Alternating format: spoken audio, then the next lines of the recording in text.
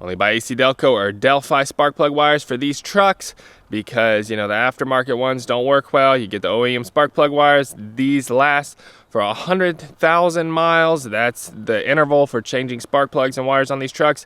100K miles, should be good to go.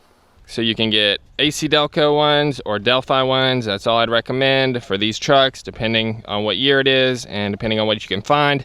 Don't go for the cheap ones, get the best ones. These have a lifetime warranty some places. You know, you just gotta make sure you get the right ones and only do this once. All right, here's our new spark plug wires right here. You gotta get the right one. This is HH, there is a GG, the HH is longer. These ones right here are the long ones. They're made for this engine. The GG is like the shorter one, like this. It won't fit on this truck. This is an 06, it's got square coils. We need the longer wires or else they won't reach. So I got all these made up right here. They're looking good. There's a little piece of insulation wrapped around this tube on the inside. When you slide it on the boot like that, you're gonna wanna make sure that it doesn't get all crunched up in there. Everything's good. It's all the way seated, just like that right there. So when you pop them on, you don't have any problems. Another thing to look out for is a lot of these spark plug wires have lifetime warranty. So when they go bad, you can swap them out and get you a new set. So put dielectric grease on the spark plug boot, on the metal connector inside the spark plug boot. Hopefully it'll come off easier in the future, but it'll also prevent corrosion.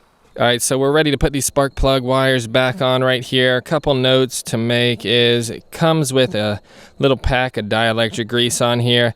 You're gonna wanna put some in the boot, right down in here, get it on the connector, and then you're gonna wanna get it up in here. You know, you can put it on the spark plug itself, and then you also wanna put some on the coil end right here to prevent corrosion.